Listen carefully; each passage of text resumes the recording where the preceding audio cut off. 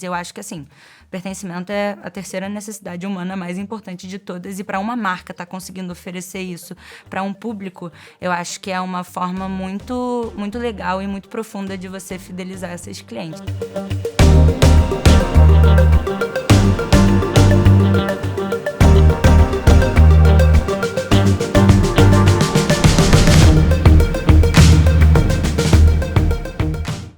Olá! Seja bem-vindo, seja bem-vinda a mais um episódio de Segue a Linha, o podcast da Nuvem Shop criado para simplificar o universo das vendas online. Nessa temporada, estamos navegando no mundo da moda, aprendendo com quem já faz, já teve sucesso e trazendo dicas práticas nesse mercado tão competitivo.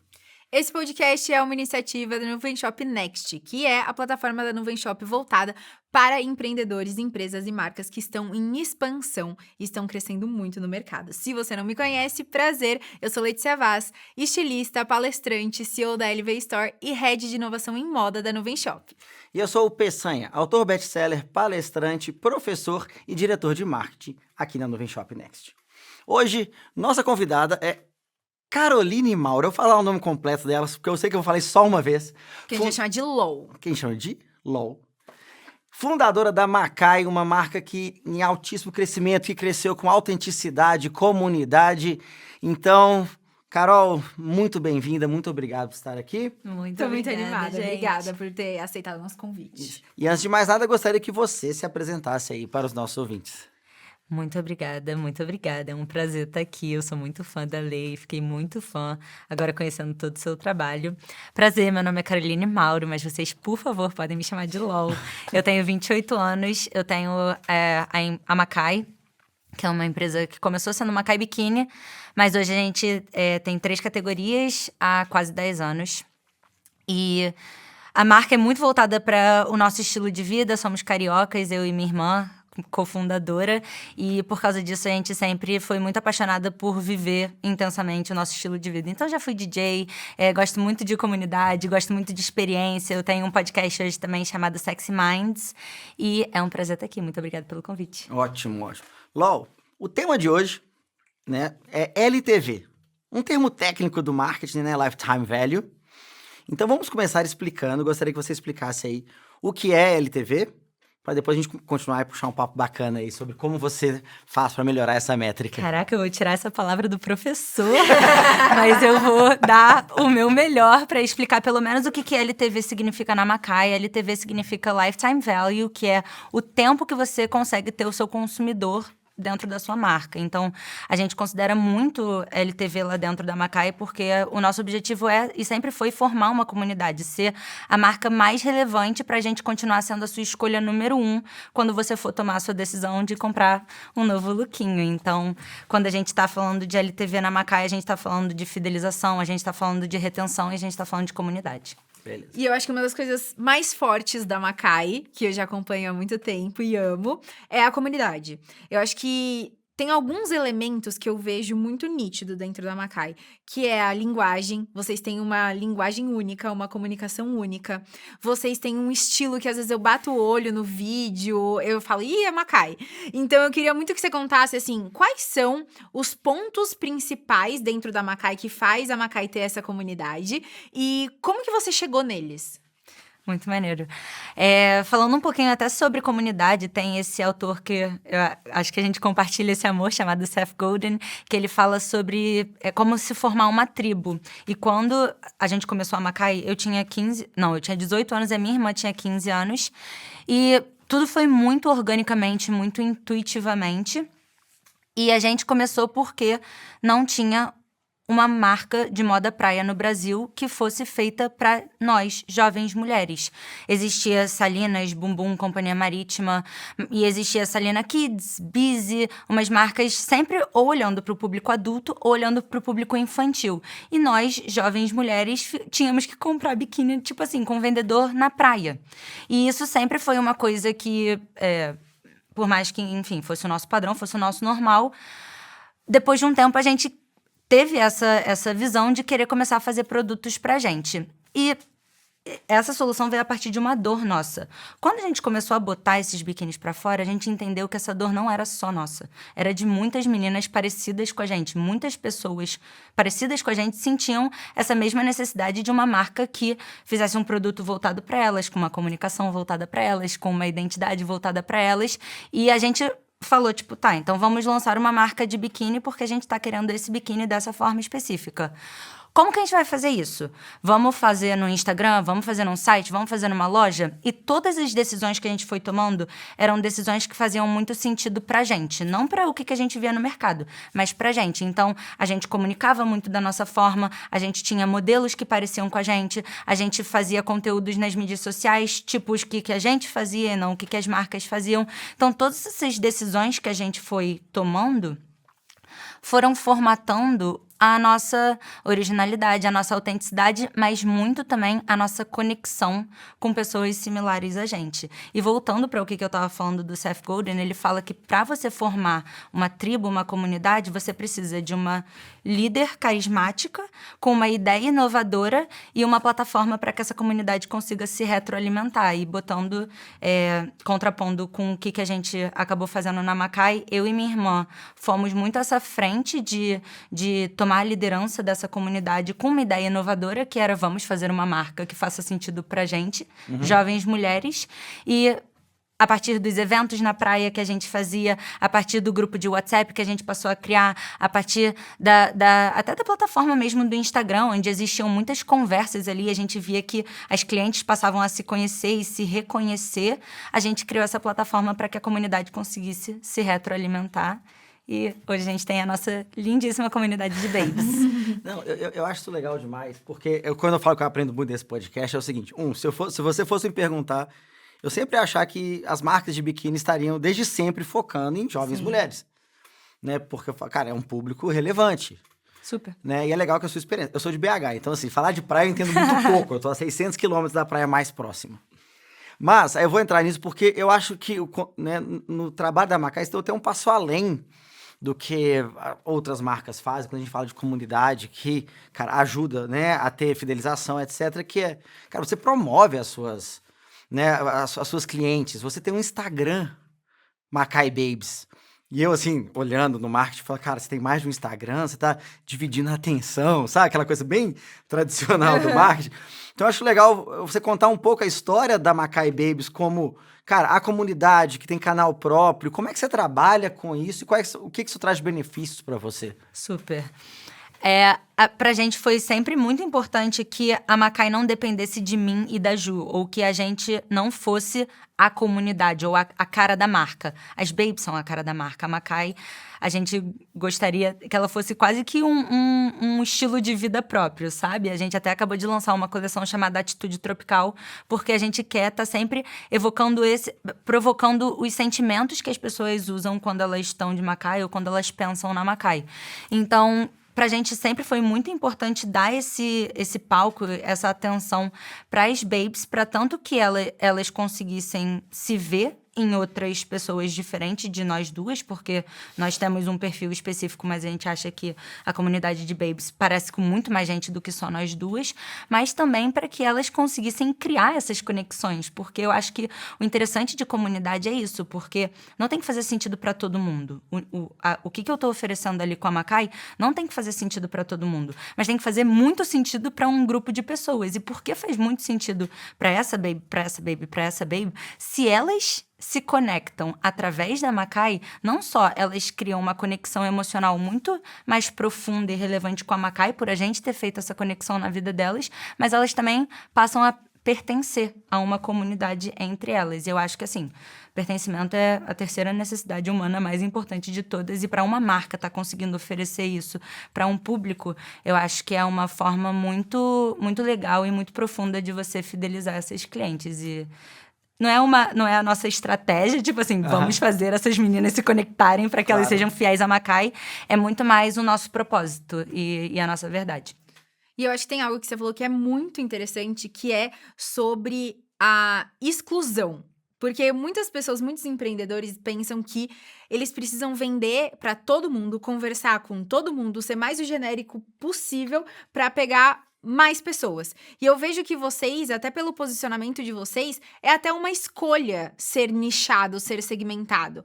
Como que foi essa escolha? Foi uma forma natural, que aí vocês viam pessoas que amavam vocês e pessoas que falavam, esse estilo não tem nada a ver comigo.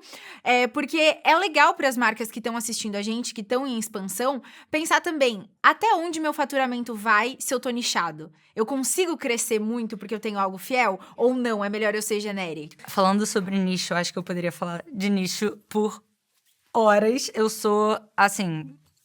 A palavra do nicho é a minha palavra. Foi pelo menos a minha palavra em 2020, quando eu comecei a estudar, muito baseado no Seth. Eu acho que eu vou falar dele 1000 vezes aqui.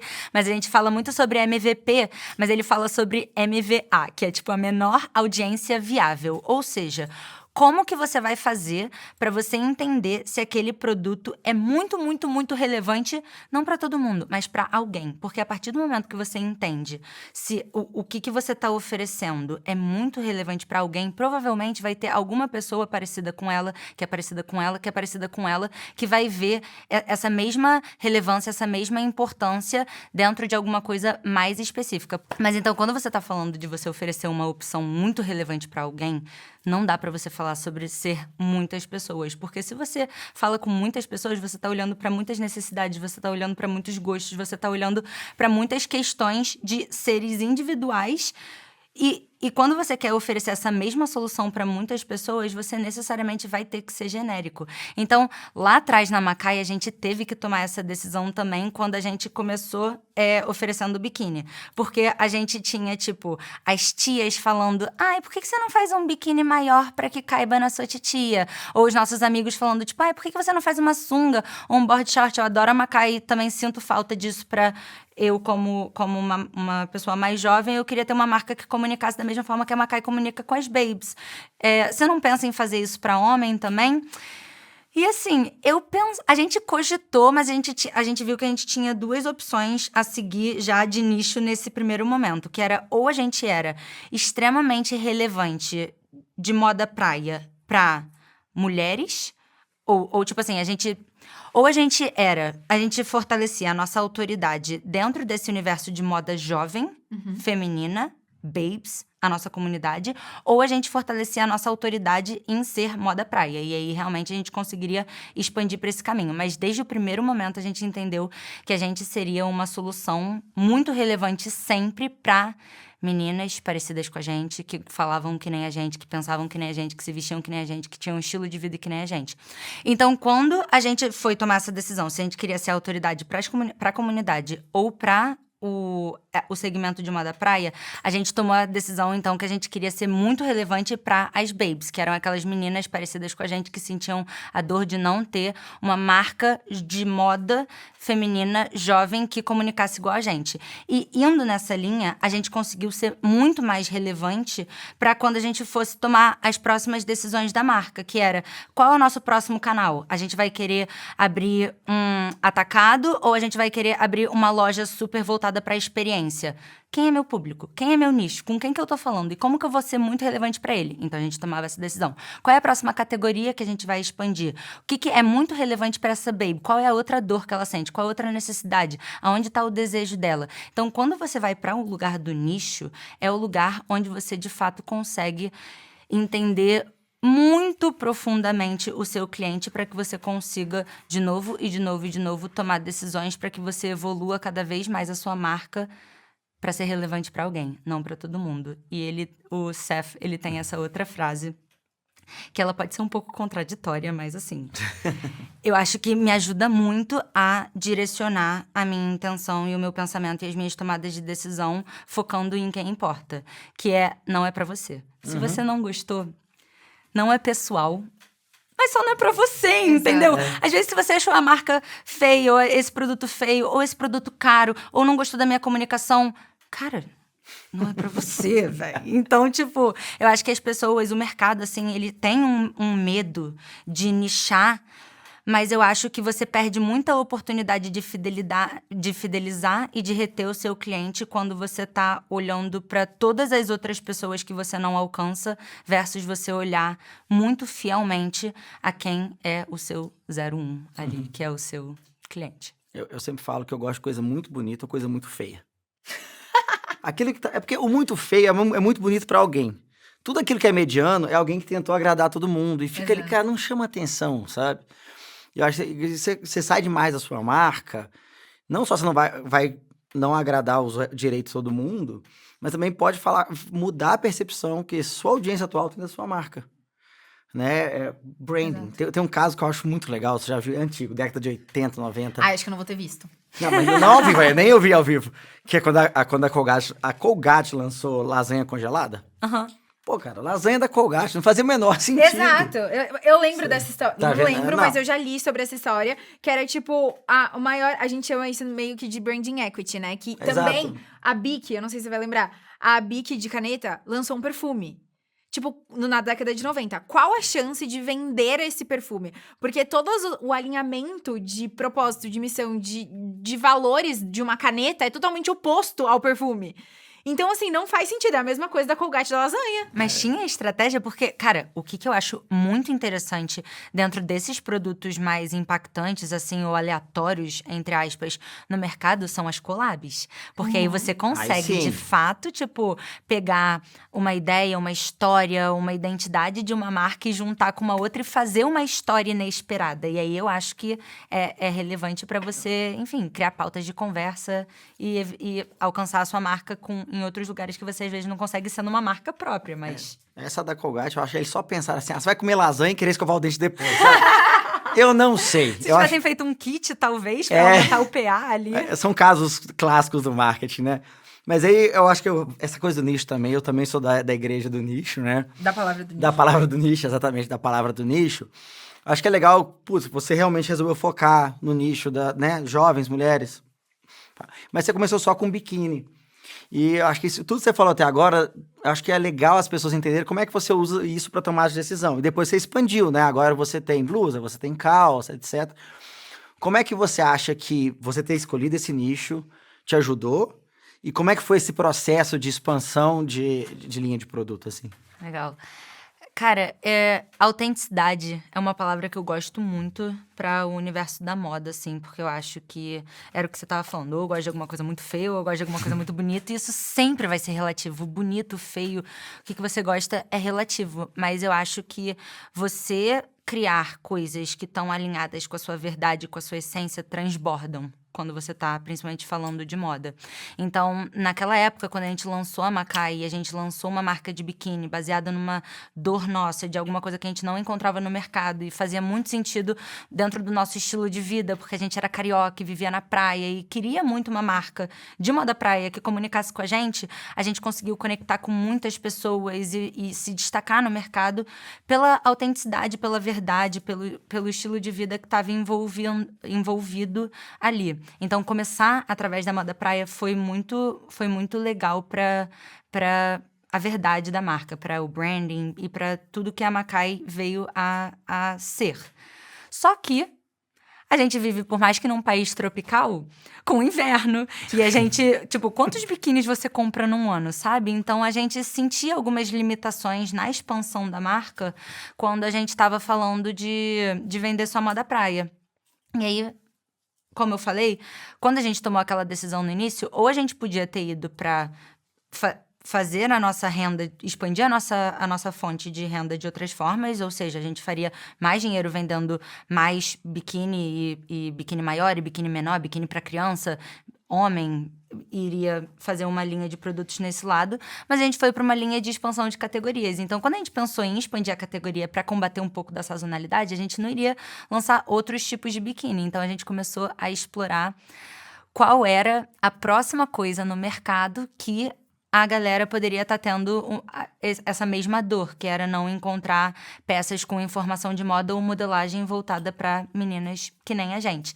E nessa época sempre foi muito fácil tomar essas decisões na Macai, porque, como eu falei, ela está muito alinhada com a nossa verdade. Então, a gente se projetava muito dentro dessas tomadas de decisão. Hoje, é uma coisa muito mais voltada para cliente, até porque eu falei que a comunidade ou as babes não são só eu e Ju, não é só mais o nosso gosto. A gente olha muito e tem essa proximidade muito forte pra gente continuar entendendo o que é relevante pra elas, mas naquela época a gente só pensou, tipo, O que é outra eu tô coisa? querendo? Exatamente, Armário. tipo, caraca, que são coisas que normalmente eu só consigo comprar lá fora? Ou tem muitas coisas lá fora que eu gosto e eu sinto que não tem aqui.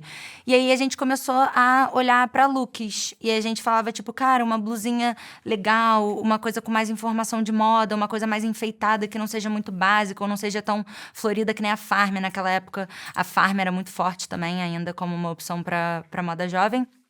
Então a gente ficou tipo, como que a gente vai conseguir expandir? E aí a gente foi pra Luquinhos. E aí, pós-pandemia, que veio aquela época de, né, todo mundo se recolher, tá mais em casa.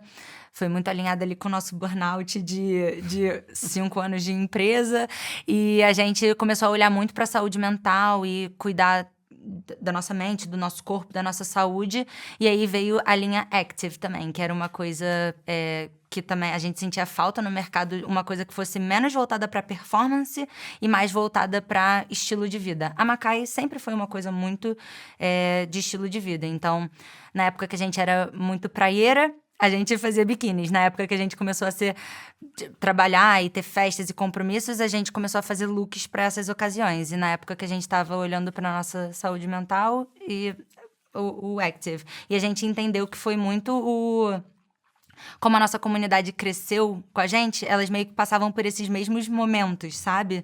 Então, quando a gente lançou e a gente tinha 18 anos, tava todo mundo na faculdade e todo mundo ia muito mais pra praia do que hoje eu vou, infelizmente. E eu sinto que a comunidade foi meio que acompanhando esses momentos e tendo as mesmas necessidades que a gente ao longo de toda essa jornada. Então, essa expansão foi muito certeira, sim, pra aumentar tanto o ticket médio da empresa, porque agora você não precisava vir em 3 marcas para comprar moda praia, moda jovem e moda fitness. Você podia ir num lugar só.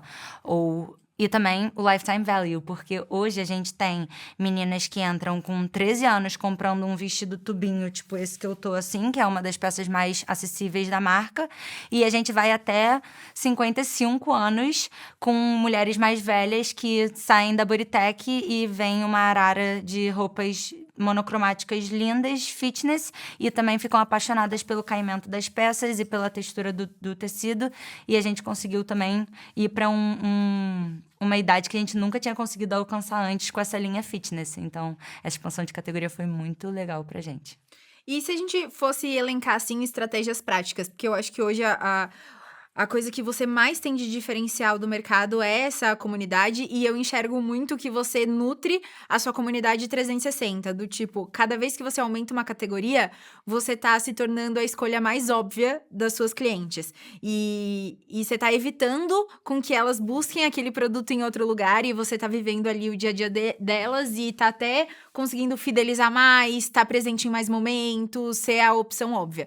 Então, pra quem tá querendo montar uma comunidade ou tem uma comunidade, mas se sente um pouco perdido, assim, quais são as estratégias práticas que vocês adotam na Macai, por exemplo, num novo lançamento? Quando vocês foram lançar a Fitness, né? Quando vocês foram lançar a Active.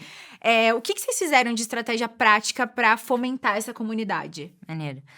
Eu acho que, assim, principalmente para quem tá começando, não tem comunidade, quer passar a ter comunidade, existem coisas muito simples que eu acho que às vezes passam despercebidas, porque comunidade nada mais é do que você ter um relacionamento próximo com algumas pessoas. Porque comunidade, você não vai começar uma comunidade já com 100 pessoas, é muito difícil. Então, eu acho que é também desse trabalho de formiguinha, de você ir criando relacionamentos e fazendo esses relacionamentos trazerem novos relacionamentos para dentro da marca. Então, coisas que a gente fez desde sempre, que foi começando a fomentar essa comunidade, é tipo, chamar o nosso cliente pelo nome ou chamar ele pelo nome da nossa comunidade. Então, a gente sempre chama os nossos clientes de Babe, porque eu acho que você ter um nome, ter um símbolo, tangibiliza essa comunidade como um grupo.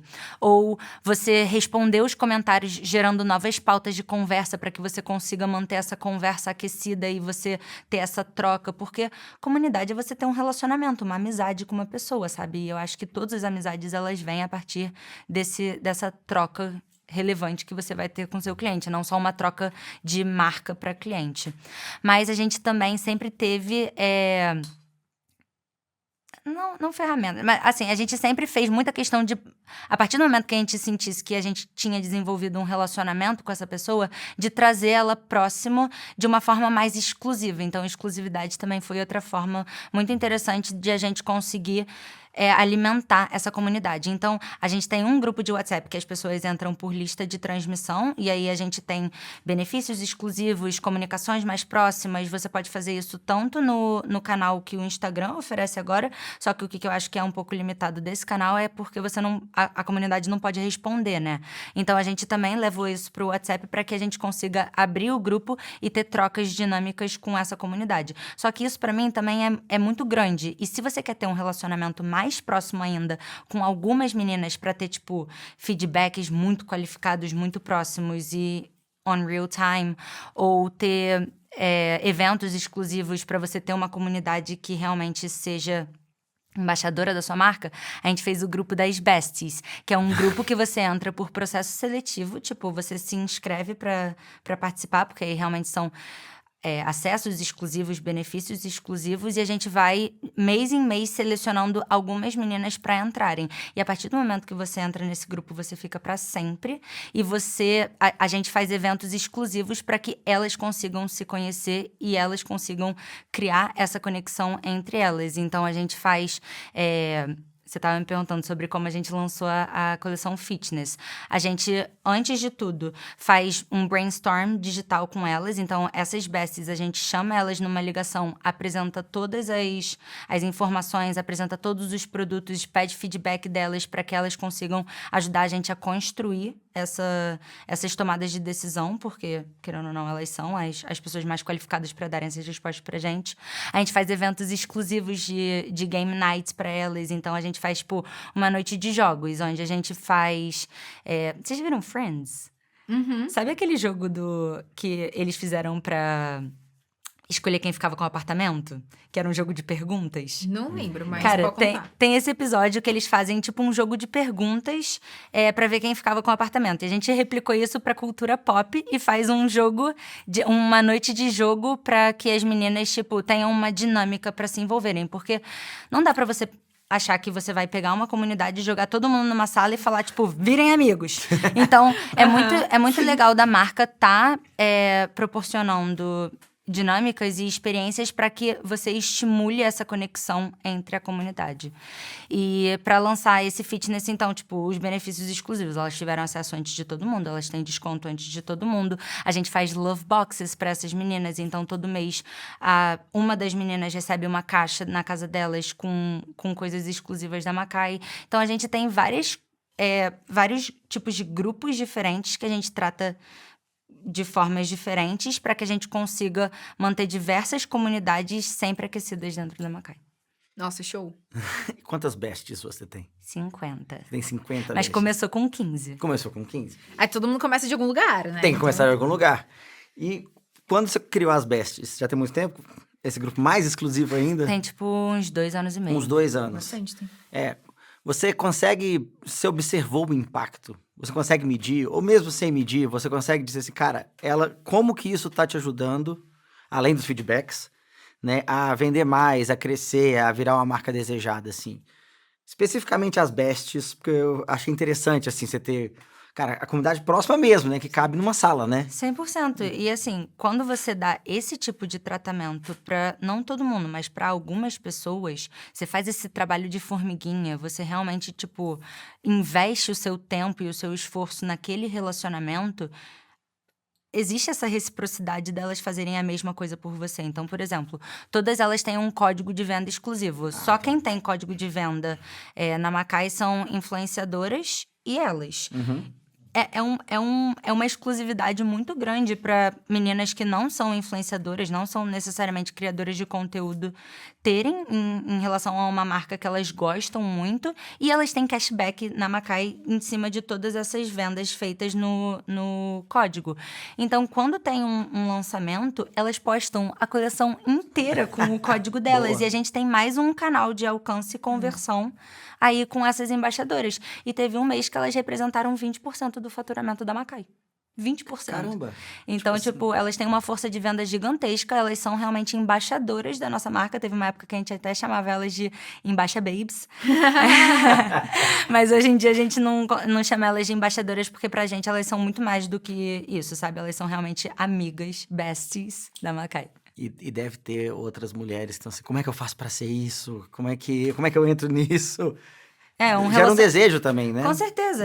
E é uma coisa que, assim, como tudo na vida, se todo mundo pudesse entrar, eu acho que não teria esse mesmo tipo de desejo. Então, pra gente ir alimentando isso aos poucos, não só é muito relevante para o relacionamento que a gente cria, a conexão que a gente cria, de ser uma coisa construída, do que a gente só deixar todo mundo entrar e perder esse senso de exclusividade. Muito bom. E eu acho uma coisa muito legal que a gente gravou também um podcast com o pessoal do TikTok. E aí trouxeram, assim, vários insights que eu achei muito legal, que é a questão de que talvez daqui pra frente a gente tenha muito mais uma indicação de amigas do que de influenciadoras para os seguidores ou os clientes. Então, a gente tem na LV também essa questão, só que a gente chama de embaixadoras, que elas todas, a gente faz uma análise de quem são as mais engajadas, de quem compra mais para ter mais variedade de produto também para mostrar, quem realmente quer estar ali e tem sentido com a nossa comunicação também. E aí a gente faz essa seleção, coloca elas no grupo, dá o cupom de desconto para elas vamos divulgar. E a cada venda que elas fazem com esse cupom, elas têm R$10 para gastar na LV e elas podem ir acumulando. E a gente sentiu que não teve um impacto somente na venda, mas também na produção de conteúdo.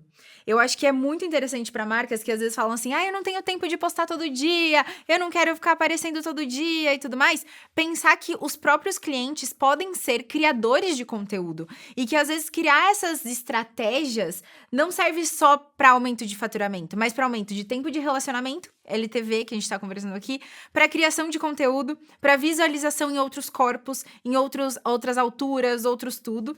E o que eu queria trazer para você também é que eu acho muito legal que você tem também a loja física, né? E tem um cross ali muito bom. E aí eu queria entender, que a gente tá falando sobre LTV, o quanto a loja física ou essas experiências físicas contribuem ou não, também, aí é a sua opinião, para o aumento do tempo de relacionamento com a marca. Maneiro. Eu acho que a vida. A vida. A vida. Eu gosto a nossa verdade, a vida. É legal. Mas eu acho que a vida é feita de experiências. E se a marca está sendo a fonte dessas experiências, você cria uma conexão diferenciada com a marca. E o objetivo da Macai é realmente não só complementar no seu guarda-roupa, mas complementar no seu estilo de vida. Então, pra gente, é muito relevante estar proporcionando sempre essas experiências, sejam experiências de eventos, sejam experiências de comunidade, sejam experiência de um unboxing muito relevante, seja a experiência de você ir numa loja e ser muito bem recebida por uma das nossas vendedoras. Eu acho que todos esses touch points, esses pontos de contato com o nosso cliente, são oportunidades da gente estar aumentando o lifetime value do nosso cliente. Porque a partir do momento que você tem uma boa experiência com a Macai, a chance de você querer ter uma próxima boa experiência é muito grande. Então, a gente presta atenção não só na experiência da loja física ou da experiência dessas experiências de ativações ou eventos que a gente cria, mas todos os pontos de contato que a gente vai ter com o cliente. Então, atendimento, o unboxing, o cheiro que você vai sentir quando você chega na loja, eu acho que tudo isso impacta muito na próxima compra que o seu cliente vai fazer com você ou não. Legal. E eu vou pegar, então, porque eu acho que agora a gente falou, né, das besties, das babies, da loja física, né? Que, cara, é muito legal, gera desejo, gera visão de marca, mas é uma experiência limitada. No sentido de não dá pra você fazer isso para todo mundo que compra de você. Infelizmente. Infelizmente. Como que você pega esses princípios todos que você usa para engajar com esses grupos um pouquinho mais limitados e aplica ele agora pro, digamos, o público geral, aquela, o mainstream. Sabe? O mainstream, sabe? Assim, tipo, cara, chegou aqui agora, primeira compra, é só uma interação. Cara, como que você reflete essa visão? E aí pode ser tecnicamente, princípios, verdades, né? Acho super legal, honestamente. Como você faz isso para quando você tá vendendo, sei lá, milhares, centenas, milhares de peças por mês, assim? Cara, perfeito. Da mesma forma que a gente trabalha de uma forma muito personalizada com esses grupos mais próximos da Macai, a gente também gosta de trabalhar de uma forma muito personalizada com agora eu vou ser mais técnica. Com a segmentação da base dos nossos clientes. Então, eu acho que, da mesma forma que eu invisto um tempo e um esforço e um amor e um relacionamento muito grande nas minhas besties, porque eu sei que elas vão ser muito recíprocas de uma forma muito positiva para Macai, eu também vou gastar esse mesmo tempo, esforço e energia nas minhas melhores clientes. Eu não vou fazer isso com todo mundo. Uhum. Então, a gente usa muito a estratégia de CRM pra gente conseguir segmentar a nossa base. Eu acho que isso é uma forma muito fácil... Não fácil, mas é a forma mais viável de você conseguir hoje ter um relacionamento personalizado com o seu cliente, com os seus milhares de clientes. Porque quando você está fazendo um atendimento personalizado para 10, 50, 100, 500... é viável. Você lembra do nome das pessoas porque você vê ali qual foi a última compra dele e você consegue ter esse relacionamento mais próximo. Mas é inviável quando você tem uma base de 10 mil, 20 mil, 50 mil clientes. Então, essas ferramentas que conseguem fazer essa segmentação dos nossos clientes para a gente conseguir identificar quem são os nossos melhores clientes, quem são os nossos melhores clientes que não compraram com a gente esse ano ainda, quem é um melhor cliente que está fazendo aniversário hoje, o que eu posso fazer para beneficiar e trazer esse cliente sempre para perto, é uma forma que hoje a gente consegue ter esse relacionamento de comunidade, esse relacionamento próximo, esse relacionamento personalizado com principalmente os clientes que mais importam. Porque, óbvio que todos os meus clientes importam, mas se tem um cliente que eu não posso deixar de, querer que ele volte na Macai de novo, eu não posso dar mole com esse cliente. Então, a gente realmente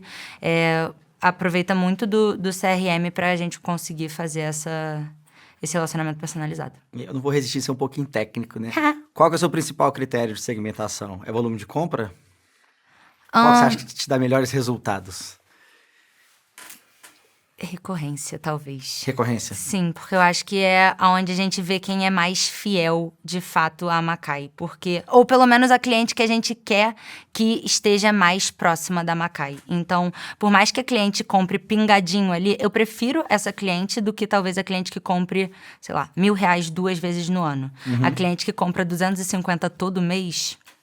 ela é a minha... Na LV a gente faz análise a partir da matriz RFM, né? Sim, então, a matriz de recência, frequência e monetário. Porque eu acho que esses 3 pontos, eles são muito cruciais e eles não vivem sozinhos. Porque foi o que você falou. Não adianta ela gastar comigo R$2.000, nunca mais aparecer. Não adianta ela ter comprado R$2.000 há 3 meses atrás. E não adianta ela comprar, não tá quente, não tá um lead quente. Então, a gente faz muito essa segmentação de matriz RFM, que é legal pra quem não conhece e tá aqui assistindo, que é essa análise de recência, então, quão recente foi a compra, frequência, quantas vezes essa pessoa comprou, e monetário, que é o quanto ela gastou. Então, eu acho que juntar esses 3 em uma análise só faz com que a gente tenha aqueles clientes campeões, que talvez sejam os besties, e que você consiga ter uma comunicação muito mais assertiva. Porque eu ia ficar muito triste se eu comprasse bastante valor, com bastante frequência e bem recente com a Macai, e ela não me desse um atendimento diferente, Exato. ou exclusivo, ou segmentado. Então, falando de atendimento, que eu acho que é algo muito legal da gente trabalhar, quais são hoje os principais diferenciais de atendimento da Macai? Comunicação, velocidade, canais, o que você teria para falar de atendimento pra gente? Eu sempre fui muito orgulhosa do atendimento da Macai, assim... empreendedor que já passou por todas as áreas. Já sabe que é atendimento... Exatamente. É uma experiência de humildade, porque você tá lá na linha de frente, lidando todos os dias, porque ninguém nunca chega no atendimento da Macai pra falar, nossa, eu amei, a experiência foi maravilhosa, foi tudo maravilhoso. Normalmente você... mostra isso comprando de novo. Mas no atendimento sempre vai chegar qualquer coisa. E normalmente as coisas mais negativas. Então, eu gosto muito da área de atendimento, porque é uma área que me mantém muito atualizada e informada de onde que tá o meu maior ponto de atenção da marca, e onde que eu tenho que estar focando agora. Mas eu sempre fui muito orgulhosa de a gente ser uma marca muito empática e conseguir fazer boas resoluções de uma forma super personalizada, com uma comunicação que fizesse sentido pra gente. E um dos nossos maiores desafios é o tempo, porque a gente tem um volume muito grande, tinha um volume muito grande e demorava para chegar até todos os atendimentos. Então, eu fiz algumas estratégias para que eu conseguisse diminuir esse tempo.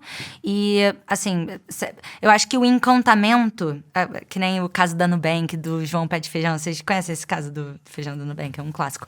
Mas eu acho que o encantamento, ele só pode acontecer quando o básico tá muito bem feito. E eu sinto que ainda tem algumas coisas na Macai que eu poderia melhorar. Então, o tempo de atendimento. E aí, a gente acabou de implementar um chatbot. A gente passou meses mapeando as principais demandas de atendimento da Macai para entender o que eram coisas que a gente conseguia consertar para diminuir essa taxa. E a partir do momento que a gente consertava ou era uma coisa que as pessoas ainda assim precisavam de atendimento, a gente botou todas essas soluções mais rápidas no bot para que a pessoa não tivesse que esperar 30 minutos, 40 minutos para saber se ia ter uma reposição da peça ou não. Enquanto isso, ela estava lá com a aba do site aberta e talvez já tinha até perdido a vontade de comprar a peça que ela estava esperando para ver se tinha reposição ou não. Então, a gente implementar esse chatbot, porque todo mundo fica tipo, mas se você implementa chat, o robô fica muito... Não fica humanizado. Exatamente, não fica humanizado, fica uma linguagem muito automatizada. Então, óbvio que a gente mantém a opção de você falar com um atendente, mas a gente também conseguiu diminuir muito as chamadas que iam para o atendente, porque são teoricamente coisas fáceis de serem resolvidas, eram dúvidas muito frequentes que a gente conseguiu se antecipar e botar todas elas numa solução de chat. Então, hoje o SLA da Macai é tipo... sei lá, 1 minuto e meio da atendente, mas a maioria das dúvidas já são tiradas pelo bot. E hoje, quais são os canais de atendimento? É WhatsApp, e-mail? WhatsApp, e-mail, e a gente tinha no site, mas o do site, confesso que era o que mais demorava, assim. Então, a gente preferiu cair e deixar, tipo... o botão do WhatsApp, assim, o botão do WhatsApp pra que... direcionar. Exato, que aí a gente tem uma comunicação muito mais rápida, é o mais intuitivo das pessoas, é o que você recebe ali na sua mão o tempo todo no seu celular. Então, eu acho que o WhatsApp é o que mais... Principalmente eu lidando tanto com geração Z. Eu não lembro quando foi a última vez que eu mandei um e-mail pra resolver alguma coisa de uma marca. Exato, eu também. Detesto, mas então o WhatsApp com certeza é o nosso... E o Instagram, óbvio. O direct, né? Legal. Bom que você entrou no tema da geração Z. Vamos falar de geração Z. Eu adoro. Eu amo! Não, e assim, eu sou millennial, teoricamente, mas eu sou geração Z. E eu sou muito defensora da geração Z, porque a galera fica falando um monte de coisa dessa. É mesmo? Ah, sim. Então vamos defender a geração Z aqui, tá certo? Eu acho que é legal, porque fala-se muito da geração Z, né? A geração Z é a que tá entrando agora, né? Tá no mercado de trabalho, tá começando o mercado de trabalho, já tá começando a ter um impacto econômico, né? Eles são mais jovens, claro. Você fundou a Macai com 18, 10 anos atrás. Faz os contos aí. Vamos lá, jovem. Eu sou muito jovem, 28 anos. Sim, não, pô, claro, não, mas o ponto é assim, como é que a geração Z tá mudando a maneira como você toca a Macai, sabe? Como você observa dentro e fora da Macai que, cara, eu tenho que mudar alguma coisa, a maneira como eu lido com eles, a maneira como eu crio o produto. Como é que você olha para essa nova geração? Como é que você se mantém informada? Super, ela é... Por ser muito nova, eu sinto que cada dia eu descubro uma coisa nova sobre o comportamento da geração Z. Não só o mercado muda muito e os comportamentos vão adaptando em relação à realidade do mercado, mas uma coisa que eu entendi agora há pouco foi que, na verdade, talvez a principal questão para a geração Z, que... por muitos anos eu acreditei que era, tipo, valores, a geração de levantar as bandeiras, de falar na internet. Eu sempre achei muito contraditório, porque eles se comportam de uma forma diferente. E foi aí que eu entendi que talvez geração Z seja sobre conveniência. Então, E se a gente pensar, faz sentido, porque eles são uma geração que já nasceram na era da internet, nasceram na era da informação, são bombardeados de informação de todos os cantos, e assim, tem muitas ferramentas de pesquisa, então você consegue vê a quantidade de opções disponíveis muito mais rápido e muito mais fácil. E isso torna a fidelização dessa geração muito mais difícil. Então, o que hoje a gente se esforça para fazer para a geração Z é tornar o processo mais rápido possível. Porque essa galera, eles estão em busca da conveniência. E aí a conveniência pode ser diversas coisas. E, de novo, eu entendo que a minha solução não vai ser para todo mundo. Então, por exemplo, por que a geração Z levanta tantas bandeiras, mas compra muito na Shein? Porque é conveniente pra caramba. Eles são uma geração jovem que não tem poder de compra. Eles são uma geração que são 100% influenciados pela internet. Então, querem ser empreendedores, querem ter muitos benefícios, querem ser influenciadores, porque é isso que eles consomem hoje em dia na internet. Só que, ao mesmo tempo, eu não tenho esse poder de compra para ser tudo isso que essas pessoas estão mostrando na internet. Então, o que eu vou fazer? Eu vou na opção mais conveniente para mim, que é a Shein. Então, essa dualidade entre por que eles levantam tantas bandeiras e por que eles compram tanto na Shein, vem muito desse lugar de tomar a escolha que é mais conveniente para eles. E aí, em relação a Macai, como a gente se torna mais conveniente para a geração Z? A gente, então, falando, sei lá, no primeiro momento ali que a gente está tentando alcançar a geração Z. Para alcançar eles, eu não vou bombardear eles de ads. Eu vou fazer um conteúdo com entretenimento, que seja muito relevante, que vai impactar eles de uma forma orgânica para que eles gerem esse interesse orgânico na Macai, ao invés de eu tentar ficar enfiando valores e moral e você tem que comprar. Isso não funciona com a geração Z.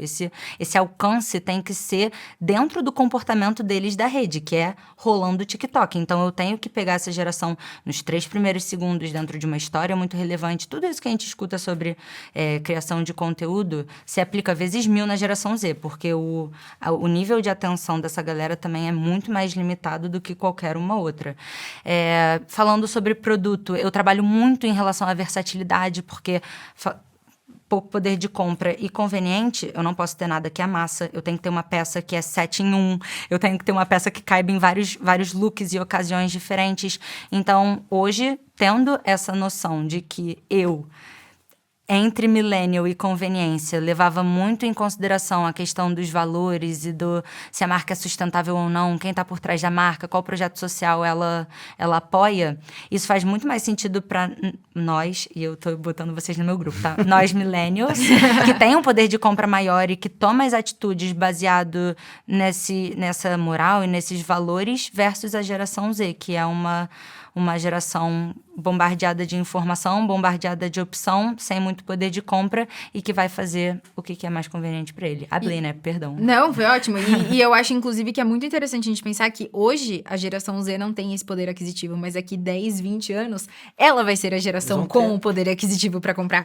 Então, se a gente começar a se relacionar com ela o mais rápido possível, da forma mais orgânica possível, autêntica possível, e ir criando esse relacionamento, daqui a 20 anos, a gente vai poder estar muito tranquilo vendendo para uma geração que a gente já conseguiu se consolidar.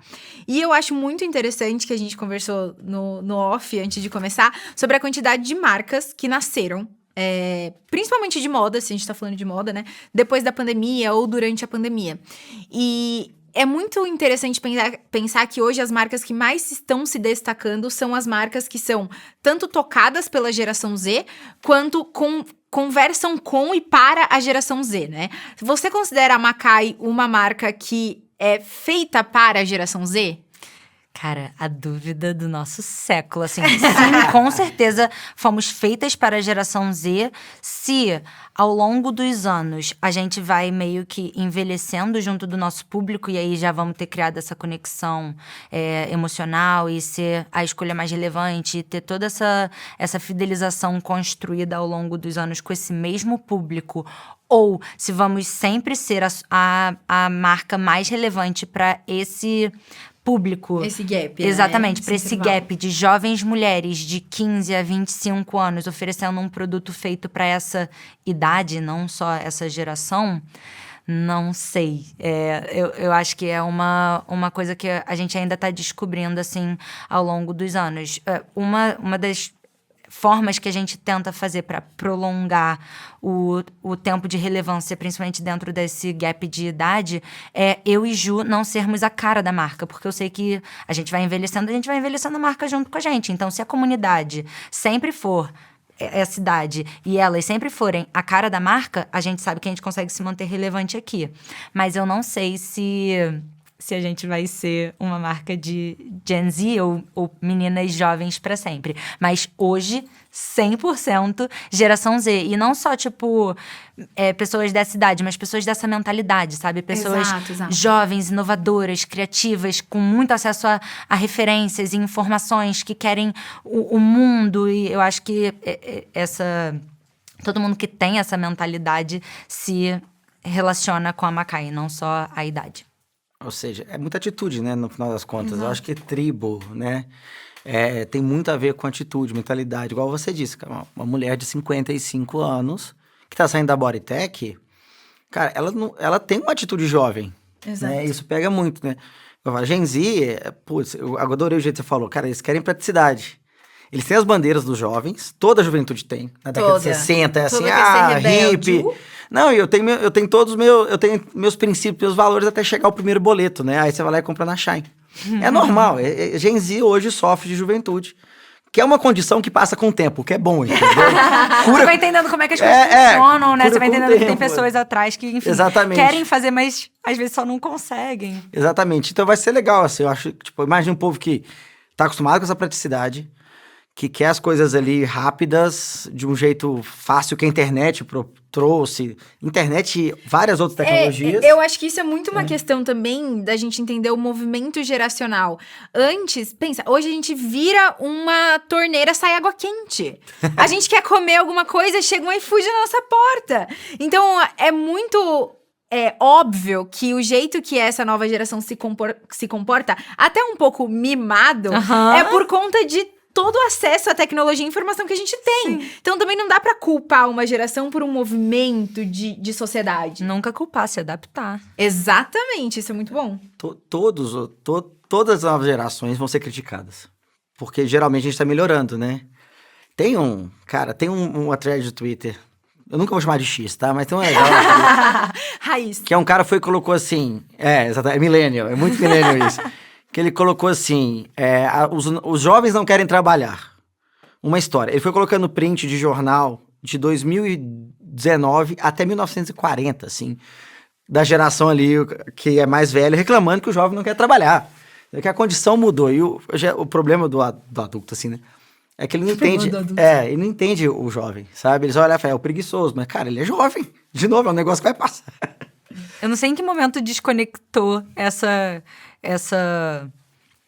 Porque todas as pessoas já foram jovens antes. E eles já quiseram só ir pra praia e ter, tipo, investir na sua saúde mental. Ou, enfim, pensar muito nele. Porque eu acho que esse também é muito um processo na sua trajetória de autoconhecimento do jovem. Onde você olha muito pra você e pra sua evolução pessoal e pra o seu desenvolvimento. E assim, querendo ou não, você não tá olhando para o todo, não tá olhando para sua família, o filho que você tem que alimentar e a comida que você tem que botar na mesa, principalmente também, aí eu não sei, mas os 40 são os novos 30, os 30 são os novos 20, então eu tenho quase 30 anos e eu sinto que eu tenho 15.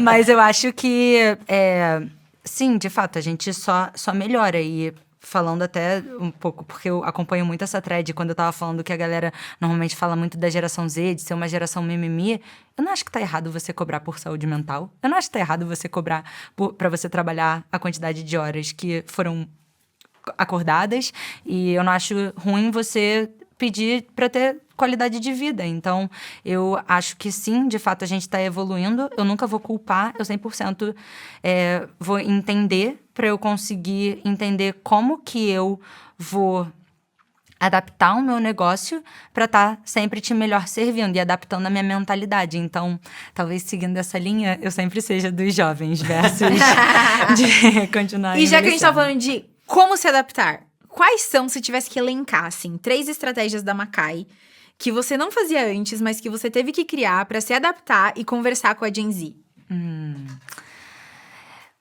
Eu acho que por a gente ter já nascido nesse universo jovem, sempre foi muito intuitivo pra gente. A gente sempre foi muito diferente do mercado. Então, tudo que lançava, a gente ia e testava. Então, TikTok, entramos logo no início, porque a gente sabia que, por mais que não fosse uma plataforma que hoje ainda converte tanto quanto o Instagram, é uma plataforma de conversa, é uma plataforma de alcance, é uma plataforma de entretenimento, é uma plataforma de engajamento e comunidade. Eu tenho que estar lá para eu estar junto da minha galera e aonde a minha galera tá. Mas, assim, se eu tivesse que botar 3 estratégias que a gente fez para ser super relevante. Então, a gente botou checkout expresso no nosso site para que a cliente não precisasse nem cadastrar os dados de pagamento dela, mas que uma vez que ela comprasse na Macai, ela só precisava botar no carrinho e apertar um botão para finalizar a compra dela. A gente...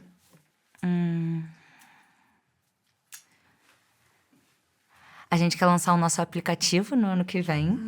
Isso já está dentro do nosso planejamento, que eu acho que é outra forma de você estar muito na mão ali da sua cliente, recebendo as comunicações de uma forma muito orgânica e fazendo esse consumo de uma forma muito mais rotineira, assim. Eu acho que o aplicativo ajuda muito a estimular esse comportamento. E... uma coisa que finalmente eu consegui, depois de muita briga com a minha diretora criativa, foi fazer com que pelo menos metade dos nossos conteúdos de campanha, enfim, os conteúdos que a gente cria para as campanhas da Macai fossem vídeos. Porque eu acho que isso é uma coisa que...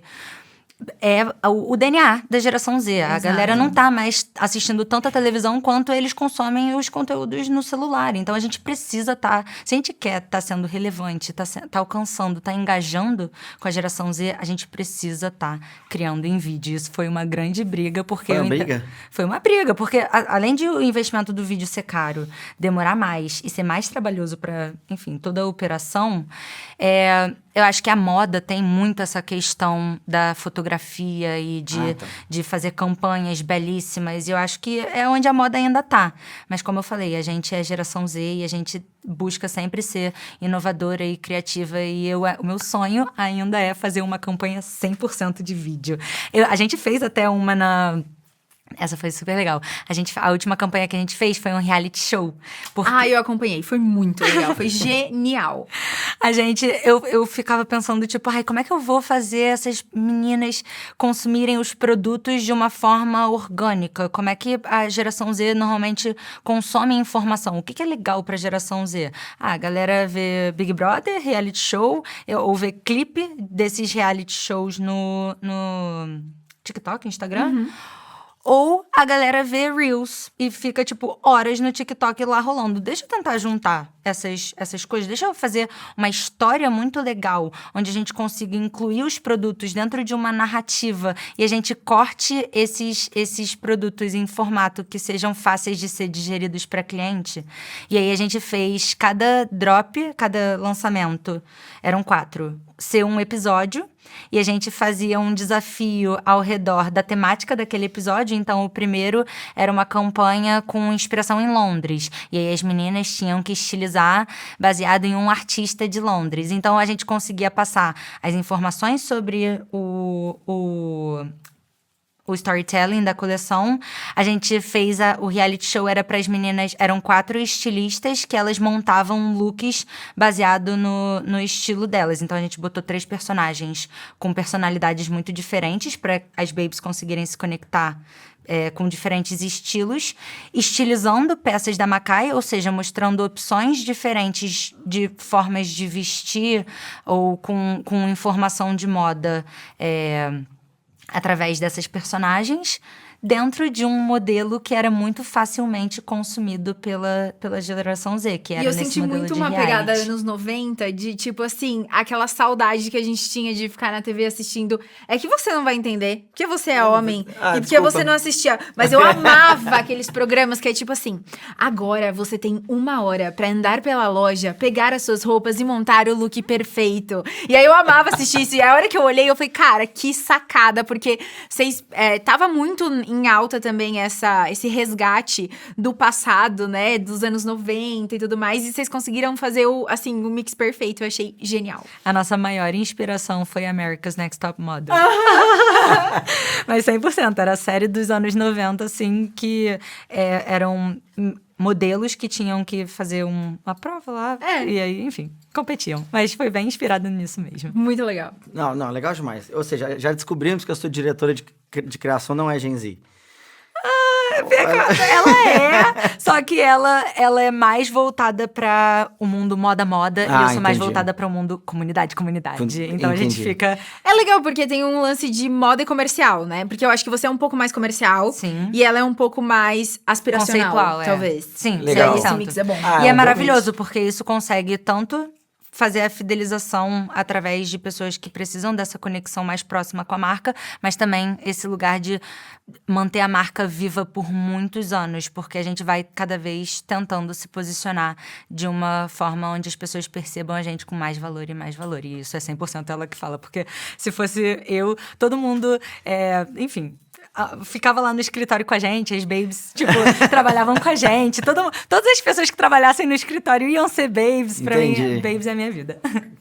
1 milhão de amigos. 1 milhão de amigos. Legal demais. Você falou aí do futuro da marca, o crescimento da marca. Acho legal a gente entrar nisso. Quando você olha para o futuro do e-commerce, da moda em geral, e aí, claro, como você acha que isso impacta a sua marca, o que você vê que são as principais tendências, as mais importantes, que você acha que vão mais moldar o futuro do e-commerce de moda? Eu acho que conveniência é muito a palavra, assim, porque quando você tá na internet, você quer não ser bombardeado dessa quantidade de informações para que você tome uma decisão. Então, eu acho que as marcas que conseguirem cortar esse caminho para o cliente vão ser as marcas que, com certeza, vão ter uma vantagem competitiva muito forte. Então, onde eu vejo soluções convenientes, eu acho que a mensalidade é uma solução muito conveniente que as marcas estão explorando pouco, mas você conseguir mostrar os benefícios de um cliente comprar com você com recorrência, onde você desconta o preço, onde você ajuda ele a não ter que entrar no site para fazer compras e você mostra esses benefícios.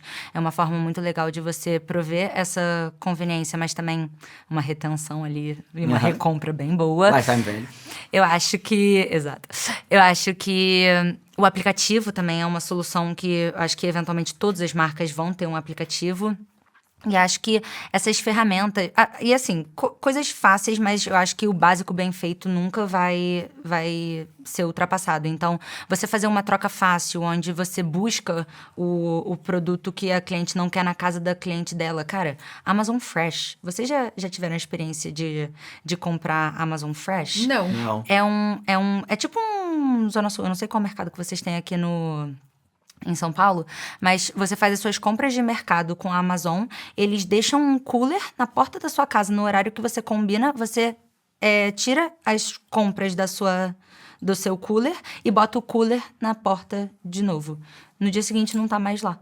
E você Mágica! Mágica! Então eu acho que todas essas soluções convenientes onde você consegue facilitar a vida do seu cliente através do digital, mas essa omnicanalidade de ter também o físico. Então, outra marca que eu amo e trabalho isso muito bem é o Starbucks. Você tem o aplicativo lá, onde tem até uma fidelização gamificada, que você tem que coletar estrelas para você subir de classe, e aí todas as vezes que você paga com o cartão de crédito que você conecta dentro do seu aplicativo, só passa o QR Code, você ganha estrelas para você, a primeira vez, tirar um pão de queijo, a segunda vez, tirar um frappuccino, o terceiro nível, tirar uma caneca, e o quarto nível, você tira uma cafeteira, sei lá. É uma coisa que você vai querendo coletar pontos, vai querendo estar ali todos os dias tomando seu café para que você consiga completar todos os pontos.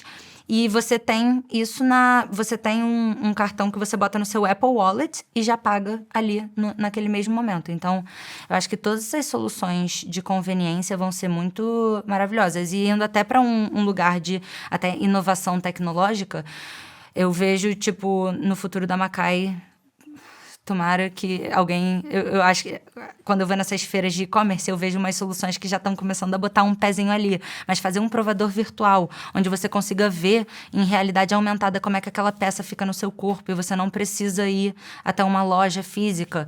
Existem também ferramentas que você consegue botar as medidas do seu corpo e você sabe exatamente qual é o produto que você quer. Então, todos esses pontos voltados para como que você vai tornar a sua marca mais conveniente para a experiência digital do seu cliente vai ser o futuro do e-commerce de moda.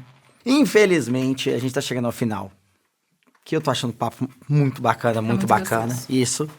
E a gente tem um quadro aqui, né, que é tradicional nesse podcast, que chama Segue a Linha. Que a gente pede pro nossa entrevistada, pegar uma linha, sabe, uma ideia básica ali, puxar essa linha, para dar uma dica prática para nossos ouvintes, para quem tá nos assistindo aí.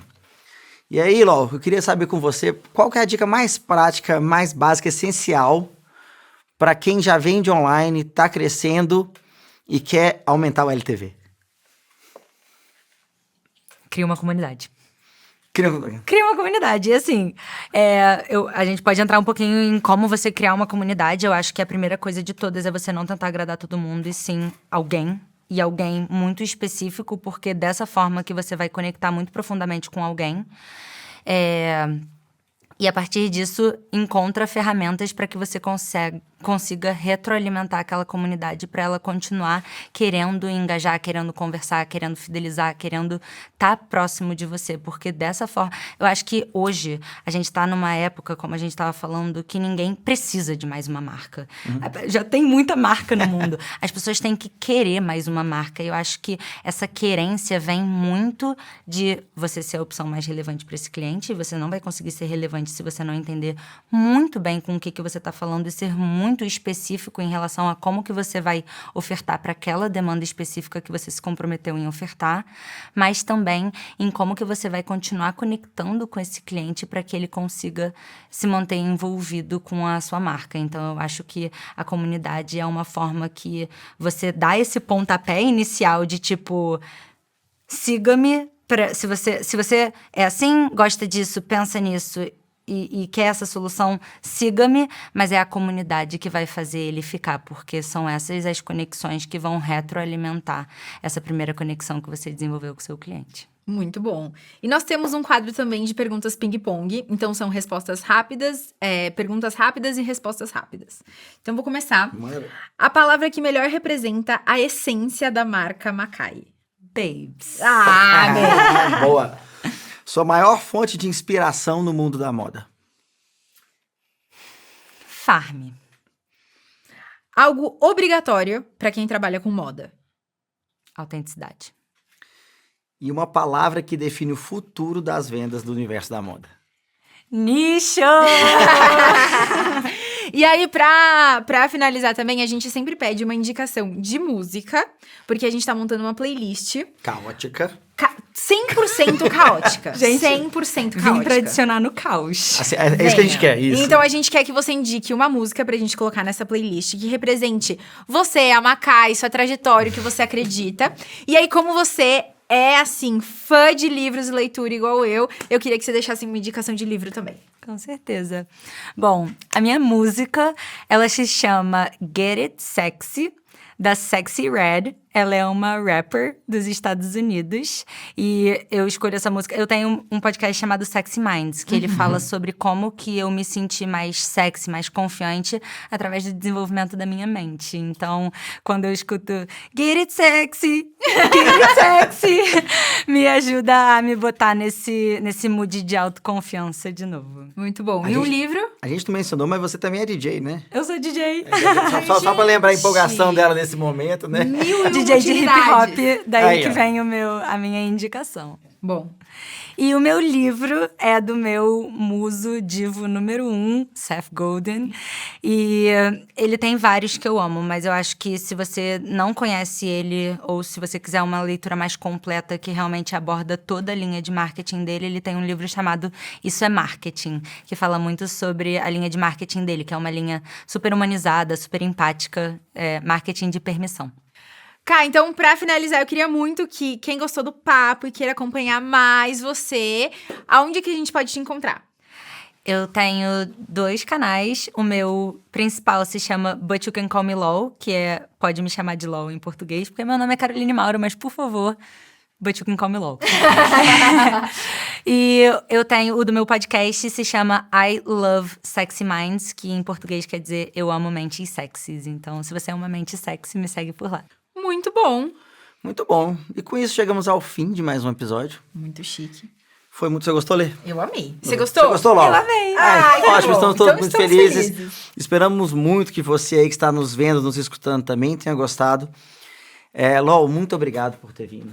Obrigado por estar aqui. Muito obrigada. Eu curti muito o papo. E para você que está nos vendo aí no YouTube ou então escutando a gente na sua plataforma favorita de podcast, se inscreva agora para não perder nenhum episódio. Porque tem muito episódio bom vindo. E tem muito episódio bom vindo. E siga a Nuvem Shop nas nossas redes sociais, plataforma de entretenimento, porque TikTok é uma plataforma de entretenimento. Não é uma rede social. Exatamente. A gente aprendeu. Para não perder nada e até a próxima.